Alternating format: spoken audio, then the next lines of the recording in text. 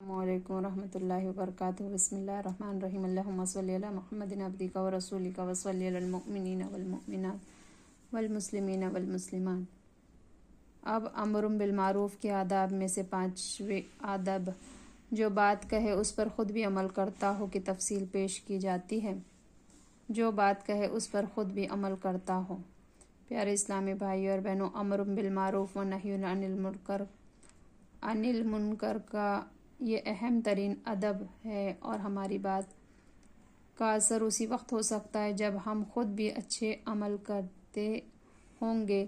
جس بات پر ہم عمل نہیں کرتے ہوں گے اور دوسرے کو کہیں گے تو اس کا اثر پڑنا بہت مشکل ہے۔ جیسا کہ عموماً باپ اپنے بچے کو سگریٹ پینے سے روکتا ہے اور خود اسی کے سامنے سگریٹ پیتا ہے، نتیجتاً بچہ اگر سامنے نہیں تو چھپ کر ضرور سگریٹ پینا شروع کر دیتا ہے۔ اللہ عز و جل قرآن مجید میں ارشاد فرماتا ہے، یا ایھا الذین آمنوا لما تقولون ما لا تفعلون، اے ایمان والو کیوں کہتے ہو وہ جو نہیں کرتے۔ اور ایک مقام پر ارشاد فرماتا ہے، اتأمرون الناس بالبر وتنسون انفسکم وانتم تتلون الکتاب افلا تعقلون۔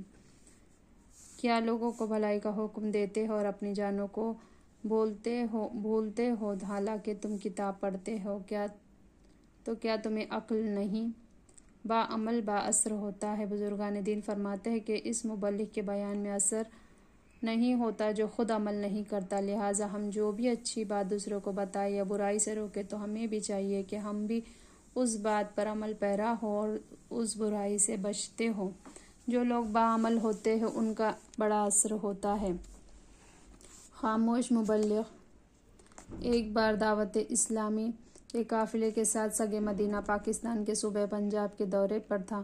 مجھے پنجاب میں ایک مبلغ نے بتایا کہ فلاں مقام پر ایک بزرگ جو اب صاحب مزار ہے، ان کی ایک خصوصیت تھی کہ لوگ ان کو مدعو کرتے تو فرماتے کہ میں بیان نہیں کر سکوں گا، صرف آ کر بیٹھ جاؤں گا، اور ایسا ہی ہوتا۔ وہ بزرگ جب اس اجتماع میں تشریف لاتے تو ان کے چہرے پر نورانیت اور کشش دیکھ کر لوگوں کی چیخیں بلند ہو جاتی۔ وہ بیٹھے رہتے اور لوگ روتے رہتے اور کافی لوگ گناہوں سے تائب ہو جاتے۔ اسی لیے تو حدیث پاک میں بھی کہا گیا ہے کہ جسے دیکھ کر خدا یاد آ جائے، اچھا ہم نشین وہ ہے کہ اس کے دیکھنے سے ہمیں خدا یاد آئے اور اس کی گفتگو سے تمہارے دل میں زیادتی ہو اور اس کا عمل تمہیں آخرت کی یاد دلائے۔ ایک اور حدیث پاک میں آتا ہے، اچھا ساتھی وہ ہے جب وہ خدا کو یاد کرے تو وہ تیری مدد کرے اور جب بھولے تو وہ یاد دلائے۔ صحبت صالح ترا صالح کند، صحبت طالح ترا طالح کند، یعنی اچھے کی صحبت اچھا بنا دیں گی اور برے کی صحبت تجھے برا بنا دیں گی۔ جہنم میں چکی پیسنے والا مبلغین کے لیے لازم ہے کہ وہ خود بھی اپنے اعمال و افعال کو سنت کے مطابق درست رکھیں، اور بخاری شریف کی ایک حدیث پر نظر رکھ کے جو نہایت عبرت خیز ہے کہ حضور اکرم نبی محترم صلی اللہ علیہ وسلم نے ارشاد فرمایا کہ قیامت کے دن ایک شخص جہنم میں ڈال دیا جائے گا، وہ اس طرح جہنم میں چکی پیستا ہوگا جس طرح گدھا چکی چلایا کرتا ہے۔ یہ دیکھ کر جہنم میں لوگ اس کے پاس آئیں گے اور اس سے کہیں گے کہ اے فلاں، ارے تو بھی جہنم کے اندر عذاب میں مبتلا ہے، حالانکہ تو وہ شخص جو دنیا میں لوگوں کو اچھی باتوں کا حکم دیا کرتا تھا اور بری باتوں سے منع کیا کرتا تھا۔ تو وہ شخص یہ جواب دے گا، تم لوگوں کو تو اچھی باتوں کا حکم دیا کرتا تھا مگر خود اچھے کام نہیں کرتا تھا، اور میں دوسروں کو تو بری باتوں سے منع کرتا تھا مگر میں خود ان برے کاموں کو کرتا تھا۔ پیارے اسلامی بھائی اور بہنوں، یہ بھی یاد رکھے کہ جتنا علم ہو اس پر عمل بھی کرنا چاہیے۔ 3 بد نصیب اشخاص کہتے ہیں سب سے زیادہ حسرت قیامت کے دن 3 آدمیوں کو ہوگی۔ نمبر 1، ایک اس آقا کو جس کا نیک غلام تو جنت میں جائے گا اور خود دوزخ میں۔ دوسرے، اس شخص کو جو مال جمع کرتا رہا، اس کے حقوق واجبہ میں خرچ نہ کرتا، یوں ہی مر گیا، اس کے وارثوں نے اس مال کو اللہ کی اطاعت میں لگا دیا اور نجات پائی، اور یہ جمع کرنے والا دوزخ میں گیا۔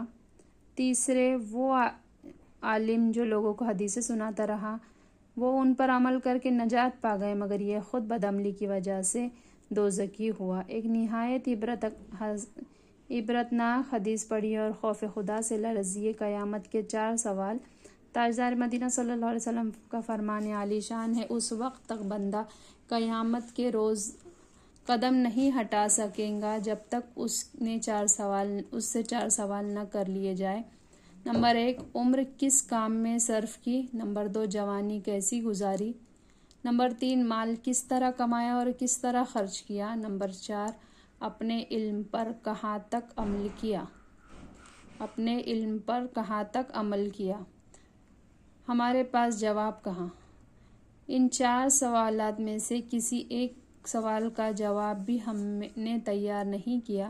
افسوس، زندگی تمام کی تمام لغویات و فضولیات میں برباد ہوتی جا رہی ہے۔ جوانی تو ویسی ہی دیوانی ہوتی ہے، اس میں بھلا عبادت کی فرصت کہاں؟ پیارے نوجوانوں، یاد رکھو، جائیں گی ڈھل یہ جوانی جس پہ تجھ کو ناز ہے، تو بجا لے چاہے جتنا، 4 دن کا ساز ہے۔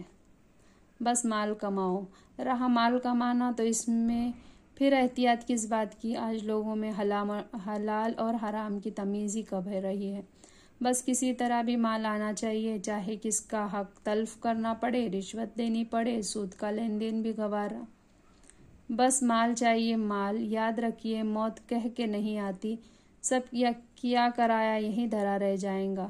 سیٹھ جی کو فکر تھی ایک کے 10 کیجیے، موت آ پہنچی کہ صاحب جان واپس کیجیے۔ مال حرام کی نحوست، توبہ توبہ۔ حجت الاسلام سیدنا امام محمد غزالی رحمۃ اللہ تعالی علیہ مکاشفۃ القلوب میں نقل کرتے ہیں، حرام کے ایک لقمے کی تباہ کاریاں۔ تاجدار مدینہ صلی اللہ علیہ وسلم نے فرمایا، انسان کے پیٹ میں جیسے ہی حرام کا لقمہ پڑا تو زمین اور آسمان کا ہر فرشتہ اس پر لعنت کرے گا جب تک کہ وہ اس کے پیٹ میں رہیں گا۔ اگر اسی حالت میں مرے گا تو اس کا ٹھکانہ جہنم ہوگا۔ آج حرام مال سے کون بچتا ہے؟ ستم بالائے ستم تو یہ ہے کہ اگر کوئی بچنا بھی چاہے تو یہ ظالم معاشرہ اسے بچنے کب دیتا ہے۔ ان نامساعد حالات میں جو ثابت قدمی کے ساتھ مظاہرہ کرے وہ بہت بڑا مجاہد ہے۔ ایک رقت انگیز حدیث پڑھی اور اپنی عاقبت کی فکر کیجیے۔ والدین اور بال بچوں کے ذریعے ہلاکت۔ مدینے کے سلطان رحمت عالمیان صلی اللہ علیہ وسلم نے فرمایا، لوگوں پر ایک ایسا زمانہ آئے گا کہ آدمی کا دین محفوظ نہ رہے گا، مگر یہ کہ جگہ جگہ بھاگتا پھرے، ایک پہاڑ سے دوسرے پہاڑ پر، ایک سوراخ سے دوسرے سوراخ گار میں اپنے آپ کو چھپاتا پھرے، جیسا کہ لومڑی اپنے آپ کو چھپاتی پھرتی ہے۔ صحابہ کرام علیہ رضوان نے عرض کی، یا رسول اللہ صلی اللہ علیہ وسلم، ایسا زمانہ کب آئے گا؟ تاجدار مدینہ صلی اللہ علیہ وسلم نے فرمایا، جب روزی بغیر گناہ کے نہ ملیں گی، اور اس وقت لوگوں سے دور علیحدہ رہنا حلال ہوگا۔ صحابہ کرام علیہ رضوان نے عرض کیا، یا رسول اللہ صلی اللہ علیہ وسلم، یہ کیسے ہوگا؟ آپ صلی اللہ علیہ وسلم نے تو ہمیں نکاح کا حکم فرمایا۔ آقا مدینہ صلی اللہ علیہ وسلم نے فرمایا، اس وقت آدمی کی ہلاکت ماں باپ کے ہاتھ میں ہوگی، اگر ماں باپ مر چکے تو فرزند عورت کے ہاتھوں میں ہلاک ہوگا، اگر وہ بھی نہ ہو تو خویش و اقارب کے ہاتھوں ہلاک ہوگا۔ صحابہ کرام نے عرض کیا، یا رسول اللہ صلی اللہ علیہ وسلم، یہ کس طرح؟ تاجدار مدینہ صلی اللہ علیہ وسلم نے فرمایا، اسے غربت و تنگ دستی پہ ملامت کریں گے اور ایسی اشیاء اس سے طلب کریں گے جس کی اس کی استطاعت نہ ہوگی، یہاں تک کہ اس کی فرمائش اور مطالبات پورا کرنے کی خاطر ناجائز ذرائع اختیار کرے گا، اور اس طرح وہ ہلاک ہو جائے گا۔ حدیث گزشتہ میں چوتھی بات یہ ارشاد فرمائی ہے کہ چوتھا سوال یہ کیا جائے گا کہ اپنے علم پر کتنا عمل کیا، لہٰذا علم تو حاصل کرنا ہی چاہیے اور ساتھ ہی ساتھ اس پر عمل بھی کرتے رہنا چاہیے۔ اپنی اصلاح کی کوشش کرنے والا دوسرے کی اصلاح کر سکتا ہے۔ پیارے اسلامی بھائیوں اور بہنوں، اپنے اخلاص کے ساتھ اپنی اصلاح کی کوشش جاری رکھیں اور دوسروں کو بھی اصلاح کی دعوت دیتے رہیں۔ اگرچہ آپ مکمل طور پر ابھی نیک نہیں بن سکے اور برائیوں سے خواہ نہیں رک پائے، کیونکہ اگر ایسا نہیں کیا گیا تو پھر معاشرے میں اندھا دھندی پھیل جائیں گی۔ ہر ایک اگر اس بات کا انتظار کرنے لگ جائے کہ پہلے میری مکمل طور پر اصلاح ہو جائے تبھی میں دوسروں کی اصلاح کروں گا، تو پھر اس اصلاح معاشرہ کا کام بالکل ہی خطرے میں پڑ جائیں گا، لہٰذا جو دل سے اپنی اصلاح کا خواہ ہو اس کے لیے گنجائش ہے کہ چنانچہ حضرت سیدنا انس رضی اللہ تعالیٰ عنہ کہتے ہیں کہ ہم نے عرض کیا یا رسول اللہ صلی اللہ علیہ وسلم، کیا ہمیں نیکی کا اسی وقت حکم کرنا چاہیے جب مکمل طور پر ہم نیکیوں پر عمل کریں، اور برائیوں سے اس وقت روکنا چاہیے جب ہم مکمل طور پر برائیوں سے کنارہ کش ہو جائے؟ تو مدینہ کے سلطان رحمت عالمیان صلی اللہ علیہ وسلم نے ارشاد فرمایا، تم نیکیوں کا حکم دیتے رہو، اگرچہ تم مکمل طور پر عمل نہ کر سکو، تم برائیوں سے روکتے رہو، اگرچہ تم تمام و کمال سے ان سے کنارہ کش نہ ہو سکے ہو۔ بہرحال پیارے اسلامی بھائیوں بہنوں، ہماری کوشش یہی ہونی چاہیے کہ ہم علم بھی حاصل کریں، سنتیں بھی سیکھتے رہیں، اور عمل کرنے کی کوشش جاری رکھتے ہوئے دوسروں کو بھی نیکی کی دعوت پہنچانے کی کوشش جاری رکھیں۔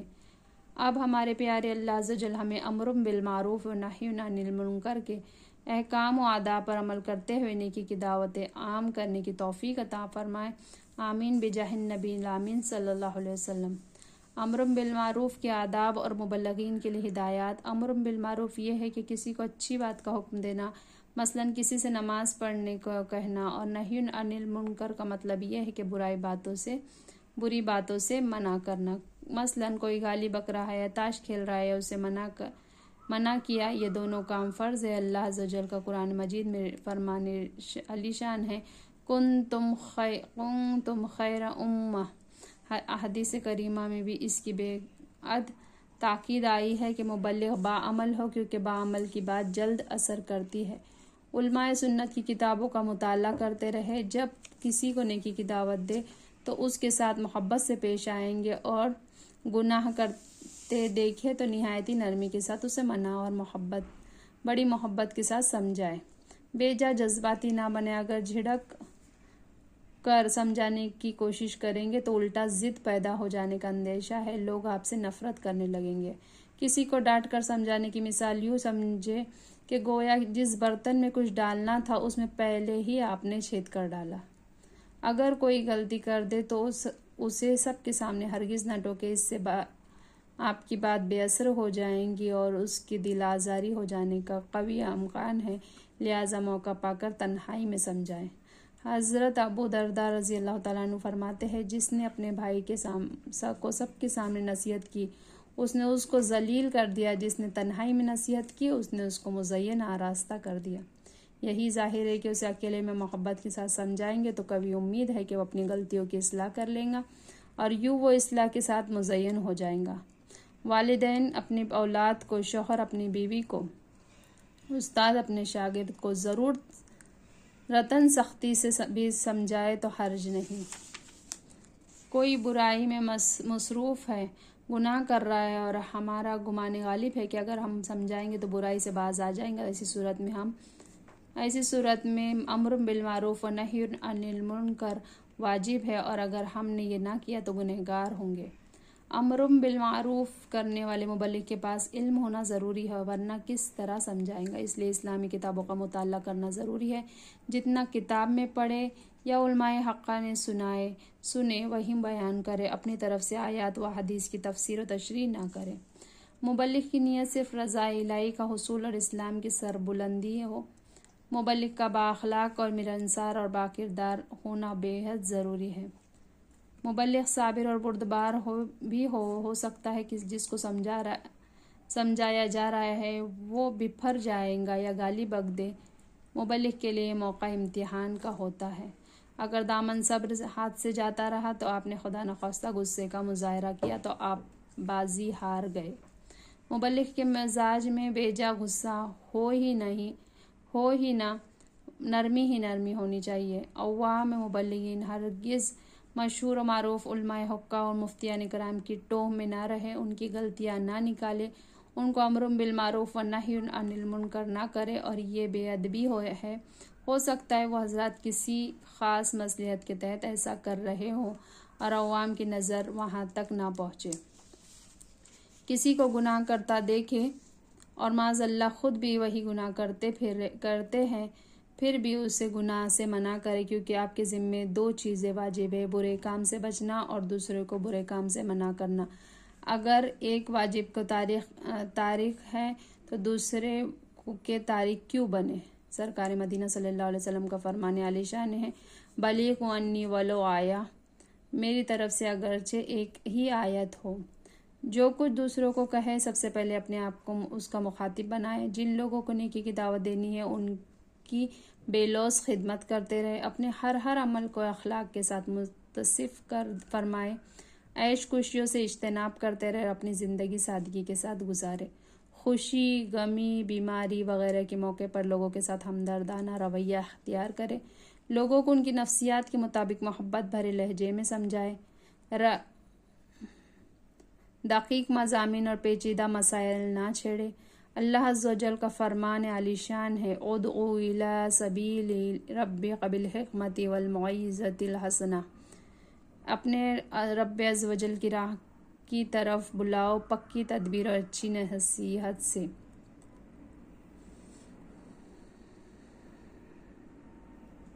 لوگوں سے ان کی عقلوں کے مطابق کلام کرو۔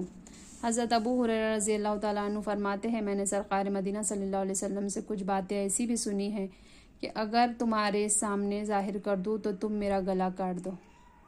نیکی کی دعوت دینے کی راہ میں پیش آنے والی مشکلات، تکالیف اور آزمائشیں کا خندہ پیشانی سے استقبال کرے اور صبر و استقامت کا پہاڑ بن جائے۔ تاجدار مدینہ صلی اللہ علیہ وسلم نے فرمایا، جس پر مصیبت آئے اور صبر کرنا دشوار معلوم ہو تو وہ میرے مصائب کو یاد کر لے۔ ظاہر ہے کہ جب سرکار مدینہ صلی اللہ علیہ وسلم کا راہ دین میں تکالیف اٹھانا یاد کریں گے تو ہمیں اپنی تکالیف اس کے آگے ہیچ نظر آئیں گی۔ احیاء سنت کی خاطر ہر قسم کی قربانی دینے کے لیے اپنے آپ کو تیار رکھیں۔ سنتیں سیکھنے سکھانے کی پاکیزہ آرزو اور اس کی راہ میں اخلاص و ایثار کا جذبہ اپنے اندر بیدار رکھیں۔ عامی مبلغین کو چاہیے کہ وہ بحث و مباحثہ میں نہ پڑے بلکہ ایسے مواقع پر علماء حقہ کی طرف رجوع کرے کہ انہیں حضرات کا شعبہ ہے، البتہ اپنے عقائد و اعمال پہ پختہ ضرور رہیں۔ اپنے بیان میں ہمیشہ اس امر کو اہتمام رکھے کہ اللہ کی بے پایہ رحمت سے امید کی کیفیت بھی طاری رہے اور قہر و غضب کی بھی۔ اپنے بال بچوں کی بھی اصلاح کرتے رہے۔ اللہ عز و جل کا فرمان قرآن مجید میں ارشاد فرماتا ہے، یا ایھا الذین آمنوا قوا انفسکم واہلکم نارا، اے ایمان والو اپنی جانوں اور اپنے گھر والوں کو آگ سے بچاؤ۔ والدین یا بڑے بہن بھائی اگر خطا کے مرتکب ہو تو ہرگز ان پر شدت نہ کرے، نہایت عاجزی اور نرمی کے ساتھ اصلاح کی درخواست کرے، ان سے الجھا نہ کرے، اپنے ہمسایوں اور شناساؤں میں بڑی لگن اور الفت کے ساتھ نیکی کی دعوت پیش کرتے رہے۔ اے ہمارے پیارے اللہ عز و جل، ہمیں اخلاص کے ساتھ سنتوں پر عمل کرنے کی اور دیگر اسلامی بھائیوں اور بہنوں کو احسن طریقوں پر سنت کی تلقین کرنے کی توفیق عطا فرما، آمین۔ یا اللہ عز و جل ہمیں امر بالمعروف و نہی عن المنکر اور اس عظیم فریضے کو حسن خوبی کے ساتھ سر انجام دینے کی توفیق مرحمت فرما، آمین بجاہ النبی الامین صلی اللہ علیہ وسلم۔ یا رب مصطفیٰ عز و جل صلی اللہ علیہ وسلم ہمیں سنتیں سیکھنے سکھانے کا جذبہ عطا فرما، ہمیں باعمل مبلغ بنا اور ہمیں خوب نیکی کی دعوت عام کرنے کی توفیق عطا فرما، آمین بجاہ النبی الامین صلی اللہ علیہ وسلم۔ سبحان اللہ و بحمدہ، سبحانک اللہم و بحمدک، اشہد ان لا الہ الا انت، نستغفرک و نتوب الیک۔ سبحان ربک رب العزۃ عما یصفون وسلام علی المرسلین والحمد للہ رب العالمین برحمتک یا ارحم الراحمین۔ جزاک اللہ خیرا کثیرا۔ یہاں ہمارے باب کا اختتام ہوا، آمین۔